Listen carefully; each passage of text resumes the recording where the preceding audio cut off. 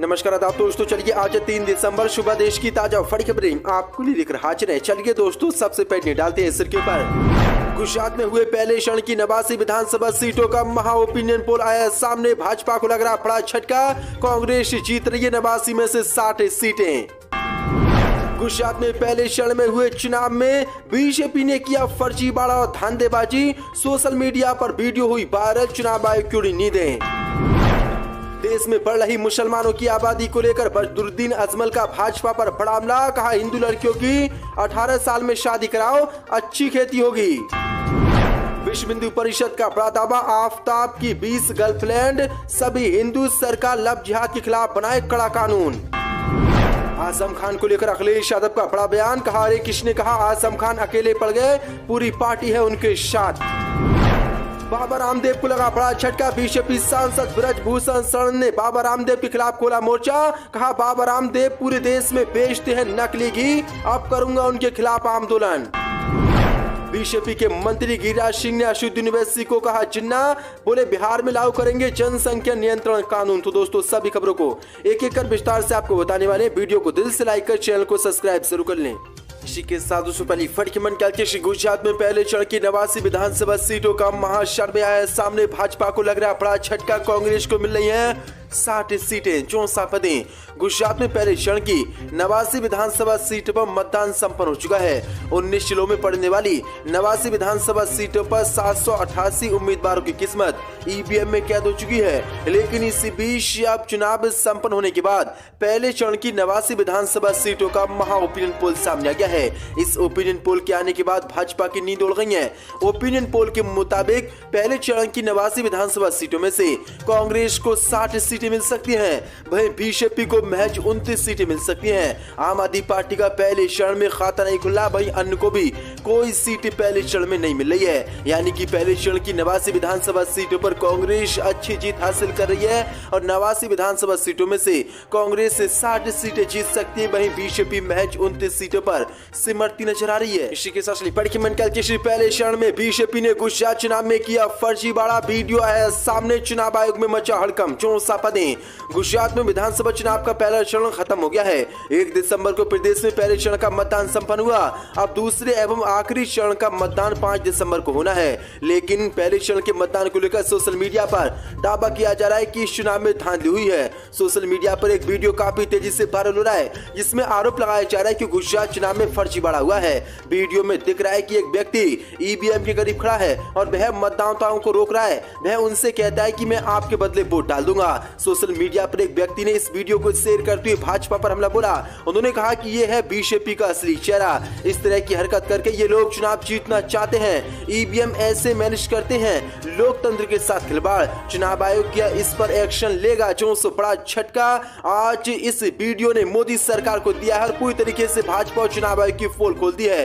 पहले चरण की 89 विधानसभा सीटों पर 1 दिसंबर को मतदान हुआ था। इसमें बीजेपी और चुनाव आयोग ने मिलकर फर्जीवाड़ा किया है। इसका वीडियो अब सोशल मीडिया पर तेजी से वायरल हो रहा है। इसी के साथ देश में बढ़ रही मुसलमानों की आबादी को लेकर बदरुद्दीन अजमल का भाजपा पर बड़ा हमला। कहा, हिंदू लड़कियों की 18 साल में शादी कराओ, अच्छी खेती होगी, 64 पदें।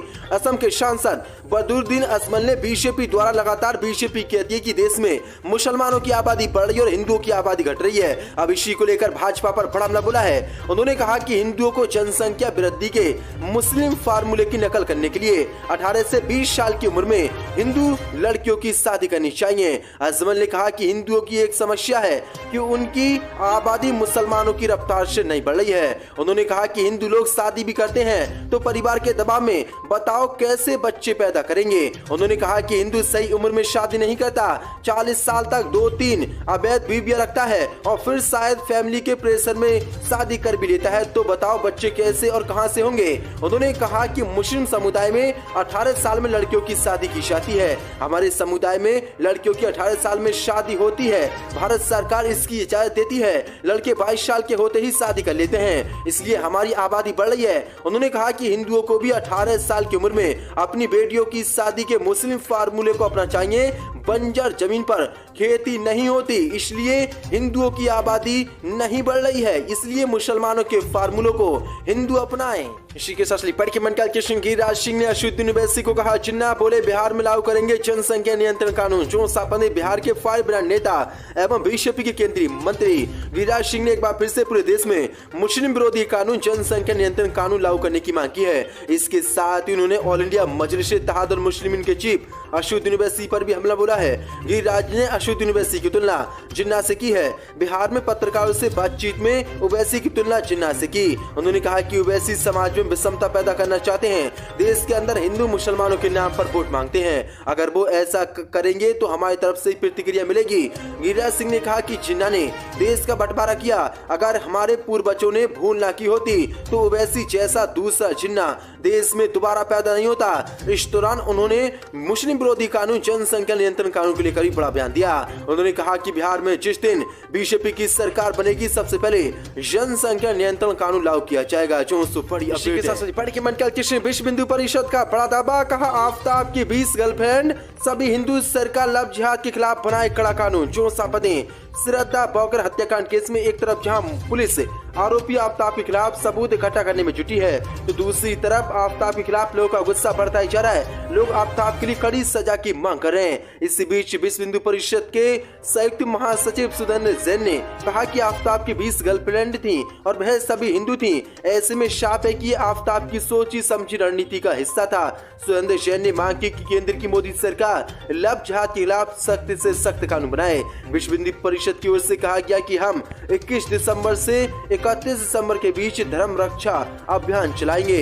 इसमें विश्व हिंदू परिषद की महिला शाखा दुर्गा वाहिनी लड़कियों को जागरूक करेगी कैसे वह लव जिहाद से खुद को बचाए रखें। गौर करने वाली बात है कि आफ्ताब के खिलाफ सबूत इकट्ठा करने के लिए दिल्ली पुलिस ने पहले उसका पॉलीग्राफ टेस्ट कराया, बाद में नार्को टेस्ट कराया, ताकि इससे जुड़ी अहम कड़ियों को जोड़ा जा सके। फिलहाल पुलिस श्रद्धा के सबके बचे हुए हिस्सों को ढूंढने की कोशिश करी, लेकिन इस बीच विश्व हिंदू परिषद ने ये बड़ा बयान दिया है। इसी के साथ लिपट के मंडल कृष्ण आजम खान को लेकर अखिलेश यादव का बड़ा बयान, कहा रे कृष्ण ने कहा आजम खान अकेले पड़ गए, पूरी पार्टी उनके साथ। जो सपा रामपुर से कई बार के विधायक रहे आजम खान पर आखिरकार सपा प्रमुख अखिलेश यादव ने चुप्पी तोड़ी है। अखिलेश यादव ने कहा कि किसने कहा कि आजम खान अकेले पड़ गए हैं, पूरी पार्टी उनके साथ है। सियासी गलियारों में कई दिनों से ये चर्चा है कि आजम खान इन दिनों अखिलेश के से काफी नाराज हैं। आजम खान की विधायकी की सदस्यता रद्द होने के बाद 5 दिसंबर को रामपुर में विधानसभा चुनाव पर उपचुनाव होना है। संभल जिले के विधानसभा असमोली क्षेत्र के अंतर्गत पूर्व मंत्री विजेंद्र पाल की मृत्यु के बाद शोक संवेदना व्यक्त करने उनके पैतृक गांव फरीदपुर भोसाल पहुंचे अखिलेश ने सबसे पहले पूर्व मंत्री के चित्र के समक्ष पुष्प अर्पित किया। इसी बीच उन्होंने योगी सरकार पर जोरदार हमला बोला। उन्होंने कहा कि जो दंगा कराते हैं वह इस समय सत्ता में है, इसलिए दंगा नहीं हो रहे हैं। इसका ट्रैक रिकॉर्ड उठाकर देख लिया जाए। नफरत फैलाने वाले काम करते हैं, नफरत फैलाने वाले भी करते हैं। आजम खान को लेकर अखिलेश यादव ने बड़ा बयान देते हुए कहा कि अरे किसने कहा कि आजम खान अकेले हैं, पूरी पार्टी उनके साथ है। उन्होंने कहा कि आजम खान परेशान है, उन्हें परेशान किया गया है। राजनीति का यह तरीका नहीं है कि आप सत्ता में आए और दूसरे लोगों को परेशान करें, खत्म करने का काम करें। यह तरीका दक्षिणी राजनीति का था, अब वहाँ भी ये तरीका खत्म हो गया है। अब लोगों को जोड़ने का काम होना चाहिए, तोड़ने का नहीं। जो बड़ा बयान आजम खान को लेकर अखिलेश सिंह के मंडल के बीजेपी सांसद ने बाबा रामदेव पर बोला बड़ा हमला, कहा नकली घी भेजते हैं बाबा रामदेव, इसलिए पतंजलि से लोग ना ले घी। जो सपदे योग गुरु बाबा रामदेव पर बीजेपी सांसद ब्रजभूषण शरण ने गंभीर आरोप लगाते हुए कहा कि बाबा साहब पतंजलि ब्रांड के नाम से नकली घी बेच रहे हैं। यही नहीं, इसके साथ ही रामदेव पर गलत तरीके से कपाल भाती सिखाने को लेकर भी तंज कसा। ब्रजभूषण शरण ने लोगों से बाजार से घी खरीदने के बजाय गाय या भैंस रखने की सलाह दी। उन्होंने कहा कि कमजोर का बच्चा कमजोर पैदा होता है, स्वस्थ व्यक्ति का बच्चा स्वस्थ पैदा होता है। स्वस्थ रहने के लिए घरों में साफ सफाई और शुद्ध दूध और घी का होना जरूरी है। जानकारी के मुताबिक भाजपा सांसद ने औपचारिक रूप से स्पष्ट किया कि मैं जल्द ही संतों की एक बैठक बुलाऊंगा और उनसे महर्षि पतंजलि के नाम का शोषण बंद कराने का आग्रह करूंगा। मैं ये सुनिश्चित करूंगा कि रामदेव के समर्थकों द्वारा बनाए और बेचे जा रहे नकली दूध उत्पादों के खिलाफ मेरे आंदोलन को संत अपना आशीर्वाद दे। उन्होंने आगे कहा कि नकली घी पर उनके बयान पर राबा वामदेव ने उन्हें लीगल नोटिस भेजा था और माफी मांगने को कहा था। उन्होंने कहा कि मैं कभी माफी नहीं मांगूंगा और मैंने जो कहा है उस पर कायम हूँ, इसलिए मैं पतंजलि बाबा रामदेव के खिलाफ आंदोलन छेड़ने वाला हूँ। इसलिए संत सभी मेरा साथ दें, क्योंकि ये बाबा नकली घी बेच रहा है और देश की जनता को गुमराह कर रहा है। 420 सांसद ने आप बाबा रामदेव के खिलाफ मोर्चा खोल दिया है। बीजेपी का समान नागरिक संहिता को चुनाव में मुद्दा बनाने को लेकर कांग्रेस का बड़ा हमला। कहा बीजेपी जब चुनाव आते हैं तो यही करती है। चौंसा पदे कांग्रेस के वरिष्ठ नेता जयराम रमेश ने शुक्रवार को बीजेपी पार्टी पर चुनाव के समय समान नागरिक संहिता का मुद्दा उठाने का आरोप लगाया। उन्होंने कहा कि कांग्रेस की भारत जोड़ो यात्रा कोई इवेंट नहीं बल्कि एक आंदोलन है। पूर्व कांग्रेस अध्यक्ष राहुल गांधी के नेतृत्व में भारत जोड़ो यात्रा के आगर मलबा जिले के सुमराखेड़ी पहुंचने के बाद रमेश ने कहा कि चुनाव पर बीजेपी हमेशा समान नागरिक संहिता का मुद्दा उठा रही है। इस बार गुजरात और हिमाचल प्रदेश में चुनाव है। उन्होंने कहा कि मैंने संसद में भी उल्लेख किया।